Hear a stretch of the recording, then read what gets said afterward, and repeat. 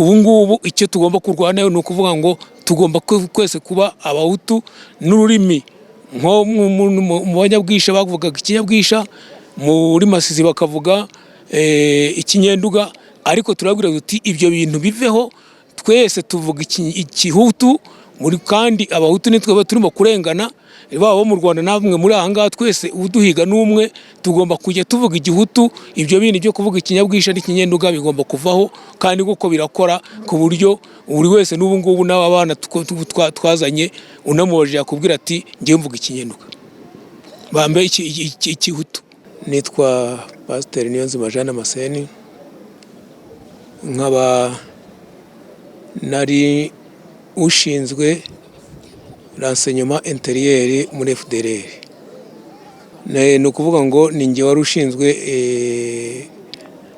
itaramakuru ry'imbere muri organisation. Nagiye muri FDLR nyuma y'uko tuva mu nkambi, njyamo nk'umunyepolitike, namanje gukora ibintu bya mobilisation mu baturage, ariko ntabwo nabikozemo igihe kirekire, nahise njya muri renseignement, ntangira gukora banshinga kujya kuyobora ikipe yari ishinzwe gutara amakuru muri Rucuro, aho naje kuvayo njya muri presidence. Muri presidence ngezeyo nkorana na komiseri wari ushinzwe itaramakuru ndetse na sécurité documentation, ni ukuvuga ngo yari ashinzwe umutekano ndetse no n'ibyerekeranye n'itaramakuru. Njyewe rero mu itaramakuru harimo itaramakuru ryo hagati mu ntuza muri organisation no hanze ya organisation. Njyewe nari nshinzwe ryo hagati muri organisation. Nk'umuntu wari mu nzego za presidence z'ubuyobozi kandi wari ushinzwe n'ibintu bya renseignement na mobilisation, nanjye nari mu bantu bagomba kwamamaza ibyo ngibyo. Twabwiraga abantu rero ko turimo kurwanira gusubirana uburenganzira bwacu n'igihugu cyacu nk'u Rwanda, kandi ko Imana yadusezeranyije ko icyo gihugu tuzagifata, tukaba ari twebwe twongera kukisubirana nk'uko twari tugifite mbere y'intambara y'91. Kugira ngo ibyo ngibyo ibashe kumvikana, twakoresheje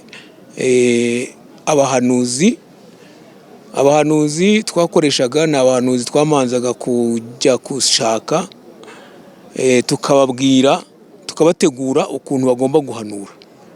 Noneho ibyifuzo dufite by'ibyo tugomba gukora tukayibagezaho, noneho bo bagahanura batari kuvuguruza icyifuzo twabahaye, ahubwo bagomba gushimangira ko icyo cyifuzo ari Imana yagitanze kandi yamaze gutanga igisubizo ko icyo cyifuzo kigomba gukorwa kandi ko kizagera ku ntsinzi.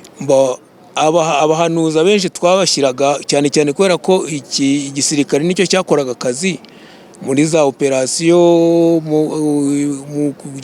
mu rugamba, cyane cyane abo twateguraga nabo kugira ngo bahanurire abasirikare, noneho babatere morali, barwane bumva ko barimo kurwana urugamba rw'Imana. Tuvuge turimo gutegura nka OS ariyo Oracle du Seigneur, twabwiye abahanuzi ko bagomba kujya mu basirikare bagahanura ko igihe kigeze cyo kugira ngo tujye kwataka igihugu, kandi ko mu gihe gito tuzagifata. Noneho abasirikare bamaze kumva ko tugiye gufata igihugu, buri wese yaje afite ishyaka avuga ati ngewe ndaba mu ba mbere bagomba kugira gute kwinjira muri kiriya gihugu, ntabwo abandi bazakintanga.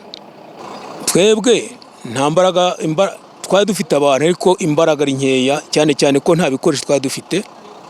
Niyo mpamvu twebwe twabishyiraga mu basirikare dukoresheje ubuhanuzi kugira ngo barwane nk'abiyahura, noneho iyo umuntu arwana nk'uwiyahura agera ku ntsinzi nubwo yaba atari afite ubushobozi, ariko kubera ko barimo kuza nk'abiyahura, iyo umuntu arimo kwiyahuraho hari n'igihe ushobora guhunga atari uko kurusha imbaraga, ahubwo ari ukureba ukubona uko arimo kwitwara. Ahubwo abahanuzi twari dufite abenshi bari abagatulika n'amagurupe y'abanyamasengesho akomeye yose n'ubu ngubu agikomeye muri FDLR nayo bagatulika.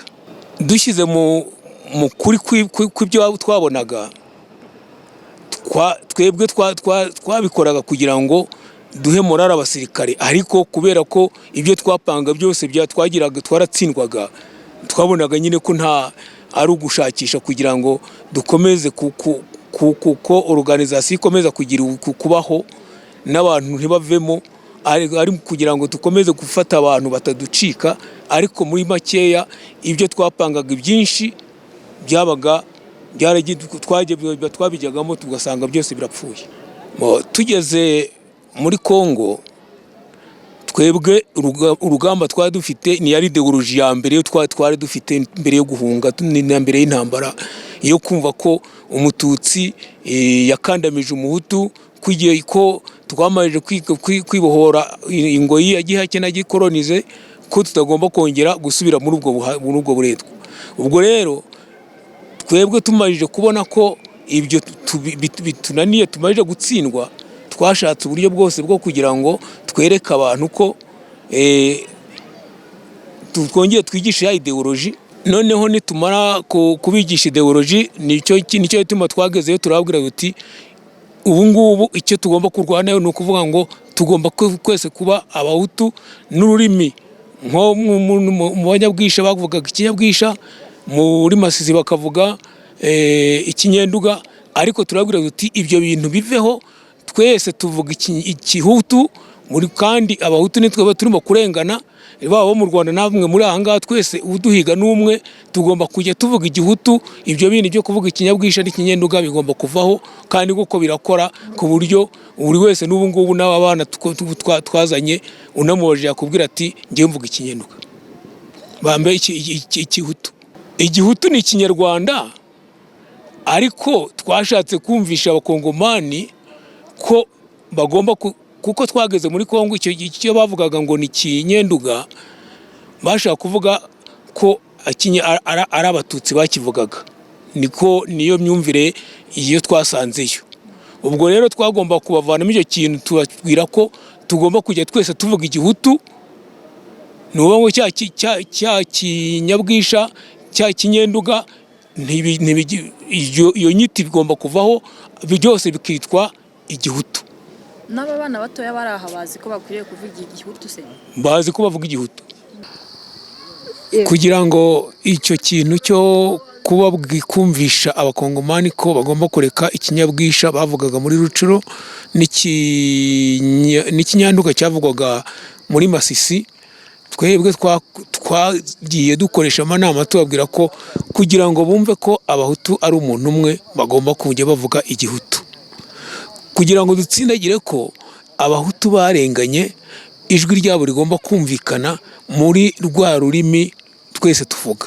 N'abana bacu nicyo bavugaga, iyo avutse nicyo agenderamo. N'ubu ngubu iyo uganiriye n'aba ngaba wumva barimo kuvuga ikirimi kitari Ikinyarwanda, kirimo igikongomani. Igihutu twashaka kumvisha ko abakongomani bavuga igihutu. Ubwo rero natwe twiganye kugira ngo natwe tujye tuvuga igihutu, n'abana bacu bavuga igihutu, ari rwo rurimi rwo bakoreshaga muri Kongo, ariko turuhindurira izina rwitwa igihutu. Nko kuvuga nk'isafuriya twavugaga icyungu, nko kuvuga isahane icyuma tukavuga igisu. Mbese n'andi magambo twagendaga duhindagura kugira ngo tukayavana mu Kinyarwanda, nk'ijerekani tukayita igaro, mbese kugira ngo bya bindi byo mu Rwanda twakoreshaga tubihindure, noneho tubihuze n'iby'abakongomani, noneho tugire ururimi rumwe, hatagira umuntu uza ngo abe yatandukanya ngo uyu nguyu ari kuvuga Ikinyarwanda cyangwa uyu nguyu arimo kuvuga ikinyabwisha cyangwa se ikinyenduka.